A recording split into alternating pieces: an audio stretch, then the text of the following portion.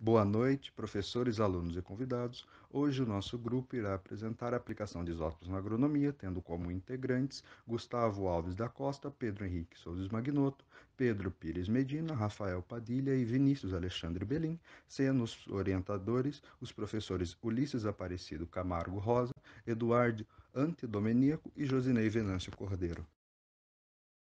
O principal objetivo desse trabalho acadêmico tem como finalidade destacar e validar a aplicabilidade e funcionabilidade das técnicas e metodologias envolvendo isótopos, sejam estes radioisótopos ou isótopos estáveis. Isótopos são átomos de um mesmo elemento com números de prótons iguais e números de nêutrons diferentes, consequentemente com massas diferentes. Essa diferença de massa pode ser identificada pelos aparelhos utilizados. Bom, os isótopos mais abundantemente usados comumente são carbono, hidrogênio, nitrogênio, oxigênio e enxofre. As metodologias envolvendo isótopos estáveis têm uma certa vantagem em relação aos radioisótopos. Em função do decaimento radioativo, os ensaios envolvendo radioisótopos necessitam de um tempo delimitado e também de procedimentos de segurança contra radiações. E o risco de contaminação também envolvendo os mesmos é muito maior em relação aos outros. A agricultura é um setor econômico que influencia de forma muito significativa no desenvolvimento do nosso país. Parte da nossa economia depende deste setor, pois este é um setor que gera empregos para cerca de 22% da população ativa, 20% das exportações são de produtos agrícolas, e um outro fato importantíssimo é que ele representa 12% do nosso PIB. Porém, com a chegada da pandemia do Covid-19, muitos setores da nossa economia apresentaram queda. Mas na contramão dessa tendência, o setor agrônomo tem apresentado uma alta. E para que este crescimento continue de forma exponencial, e para que esse setor continue em alta, necessitam-se de novas pesquisas e metodologias para aumentar tanto a eficiência quanto o uso consciente de nossos recursos naturais.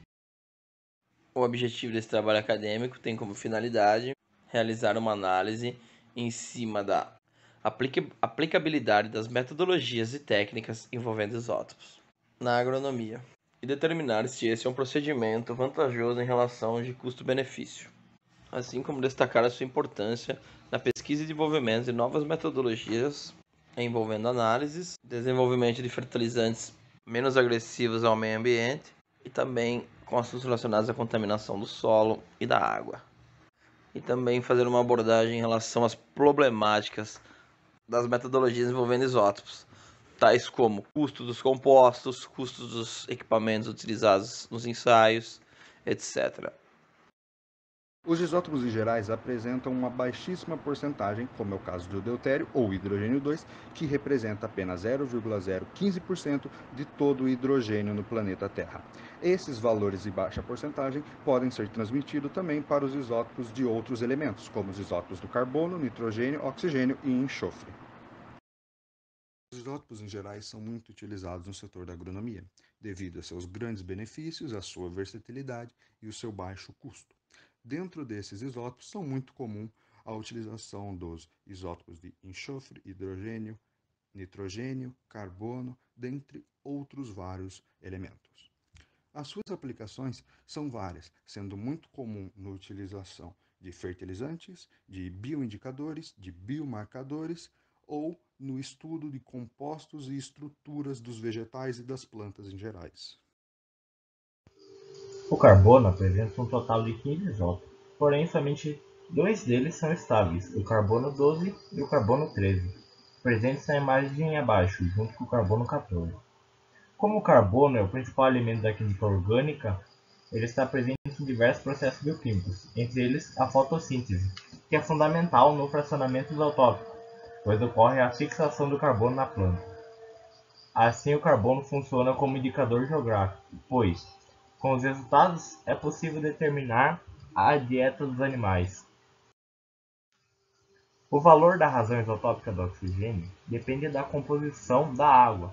Sendo assim, o principal fator que controla sua composição isotópica é a evaporação e a evapotranspiração. Os isótopos mais leves são incorporados nas moléculas evaporadas e os mais pesados ficam nas plantas ou nos rios. Na imagem abaixo mostra três isótopos do oxigênio, sendo o oxigênio 18 o mais pesado. Um fato interessante que ocorreu no ano de 1994 foi a descoberta de uma fraude através da análise dos isótopos do oxigênio, sendo descoberta que uma empresa de suco de laranja diluía o suco em água através da análise isotópica da água. Sendo o primeiro elemento da tabela, o hidrogênio possui 3 isótopos, representados na imagem abaixo. O prótio apresenta somente um próton. O deutério apresenta um próton e um nêutron, sendo massa 2. E o trítio apresenta um próton e 2 nêutrons, totalizando massa 3. Assim como o oxigênio, o hidrogênio também tem sua composição isotópica alterada pela evaporação, sendo afetada pela altitude também, pois em áreas montanhosas a água geralmente possui enriquecimento de isótopos mais leves. O substrato geológico é o fator mais importante na composição isotópica do enxofre, pois existem diferenças entre os tipos de solo, como por exemplo a diferença entre o solo de uma área vulcânica e uma área de bacia sedimentar. O enxofre apresenta um total de 4 isótopos, sendo o mais comum o enxofre 32, com 95% de abundância, seguido do enxofre 34 com 4,20 e do enxofre 32 com 0,8. E por último, o enxofre 36, que é o mais raro entre eles, como observamos na tabela abaixo. O nitrogênio é um elemento do grupo 15 com número atômico igual a 7, possuindo mais de 10 isótopos, porém só um deles é encontrado na natureza, sendo de massa atômica igual a 15. Os artificiais são muito atrativos e duram poucos minutos, como exemplo o nitrogênio de massa atômica igual a 13. A abundância relativa dos isótopos de nitrogênio é aproximadamente de 99,5% de nitrogênio de massa 14 e menos de 0,5% para nitrogênio de massa atômica igual a 15. Tal elemento é de suma importância para a área agronômica, visto que possui função vital para as plantas, passa por diversas ações químicas na atmosfera e no solo, nos ciclos biogeoquímicos, e sua concentração serve como parâmetro para a qualidade do solo. Desde o momento que a humanidade estabeleceu em sociedade de base agrícola, o crescimento populacional tornou-se o maior desafio para esse estilo de vida. Dessa forma, foram se descobrindo produtos que proporcionavam uma maior produtividade para as plantações, por exemplo, cinzas e estercos. Entretanto, os estudos de grande importância com base científica só foram feitos pelo químico alemão Joseph von Liebig. Seus estudos se concentravam no nitrogênio e sua importância para a síntese de açúcar e o metabolismo das plantas. Atualmente, os fertilizantes são considerados ou de composição orgânica ou mineral.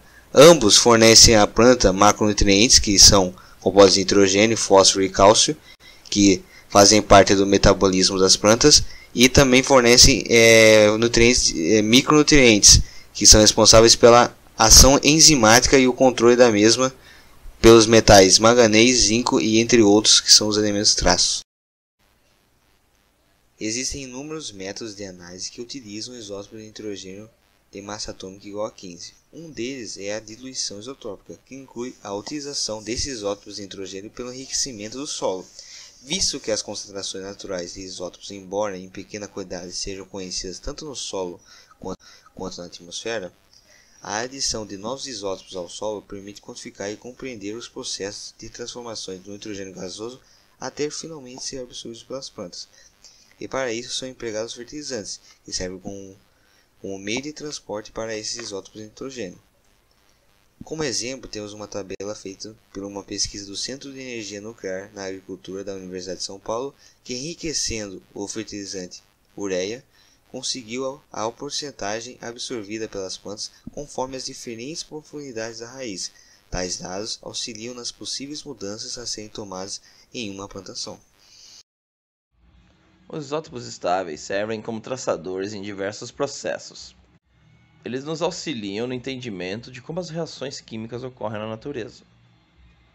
O método traçador tem 3 finalidades distintas, para se obter evidências de alguma síntese e relações entre precursor-produto entre compostos conhecidos.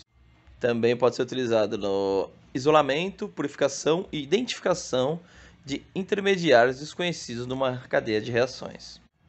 e também pode ser utilizado como uma ferramenta analítica no acompanhamento do curso de alguma reação de compostos conhecidos. Seguindo essa classificação, os dois primeiros termos que eu citei referem-se à utilização da técnica em um aspecto mais qualitativo.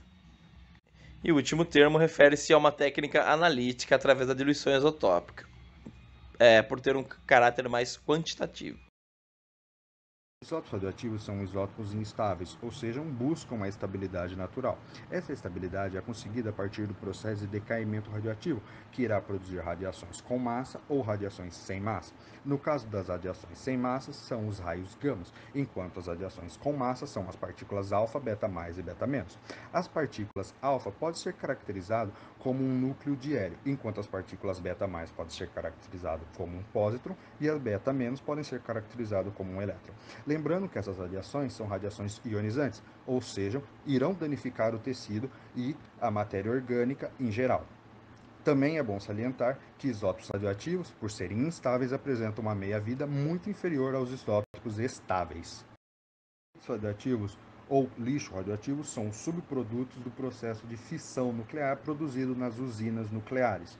Esses rejeitos radioativos têm alta porcentagem de hidrogênio 3, no caso o trítio, e de carbono 14, que são muito interessantes para o setor da agronomia.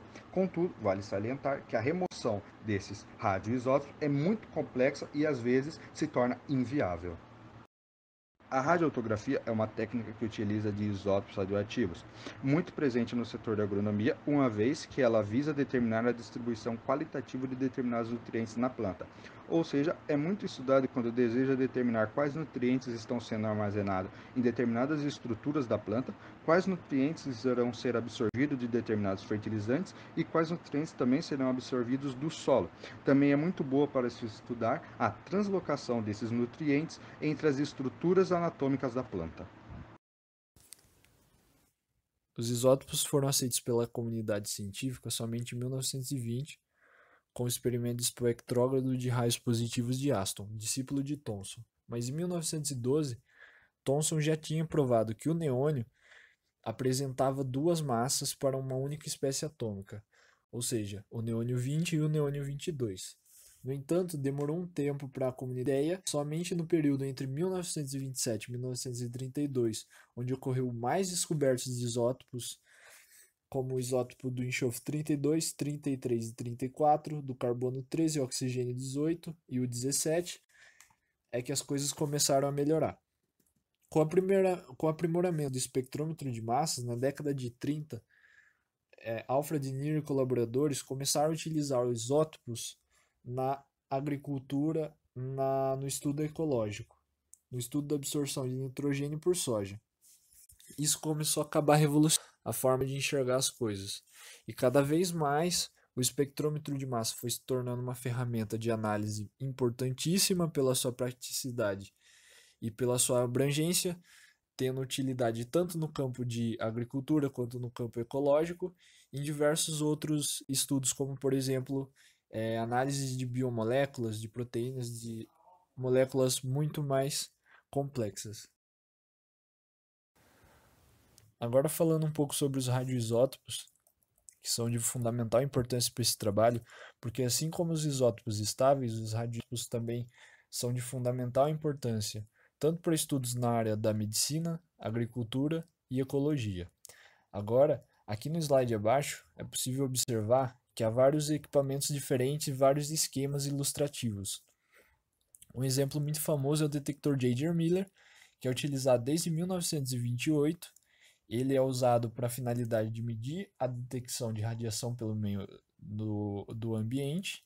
Há também o detector de câmara de ionização, onde tem um gás. Esse gás ele tem uma janelinha por onde entra a radiação, ele vai sofrer uma ionização e a quantidade de íons gerado vai gerar também uma corrente elétrica proporcional à concentração, e a partir disso é possível saber o quanto de radiação tem no ambiente, ou o quanto uma amostra emite de radiação. Assim como eu já disse, os radioisótopos são muito importantes na área da medicina. Um detector também muito importante para desenvolver estudos e análises médicas são os detectores de cintilação. Os ventiladores são materiais que, quando existe radiação, liberam luz. Então, a partir de uma medida da luz emitida, é possível também medir o quanto que esse material emite de radiação e, a partir disso, também saber a concentração de quantos desses isótopos são radionuclídeos, ou seja, emitem a radiação em si. Agora, falando um pouco mais sobre os espectrômetros de massa, muito provavelmente a espectrometria de massa é a técnica analítica mais antiga, tendo início nos estudos de Thomson. Os espectrômetros de massa baseiam sua análise a partir da razão massa-carga, ou seja, os íons, mesmo os mesmos elementos, vão ter uma razão diferente, ou seja, o carbono 12 vai ter uma razão massa-carga diferente do carbono 13. Apesar de eles terem a mesma carga, eles vão ter massas diferentes e, portanto, um comportamento diferente na hora da análise. Todo espectrômetro de massa possui 3 partes principais: a fonte de ionização, ou seja, a amostra ela é reduzida ionizada, então ela vai passar por um ionisador de massa, que pode ser, por exemplo, um quadro, que então vai selecionar a razão específica e então vai chegar no detector que vai gerar o espectro necessário para a análise. Os espectrômetros de massa foram equipamentos que evoluíram muito conforme a tecnologia evoluía, assim como tudo. Um exemplo disso é que os espectrômetros de massa, além de serem equipamentos muito precisos, eles podem ser aliados a outros equipamentos para aumentar ainda mais a sua capacidade de análise. Um exemplo é o espectrômetro de massa aliado ao cromatógrafo gasoso e também ele pode ser aliado ao HPLC. Diante de toda análise e embasamento do grupo, ficou evidente a efetividade do uso dos isótopos nos mais diversos campos da agronomia. Como Calixto e Silva apontaram, as mais diversas aplicações dos diferentes isótopos, mostrando a importância do estudo nessa área. Guaretto confirma através dos estudos do nitrogênio nos fertilizantes o aumento da produtividade devido à utilização dos isótopos. Ao final desse trabalho, concluímos que os isótopos desempenham um papel fundamental na agronomia. Com o desenvolvimento de novas tecnologias e novas pesquisas, ficou evidente o potencial dos isótopos, sendo na análise de amostras, na utilização de fertilizantes ou em processos de conservação de alimentos.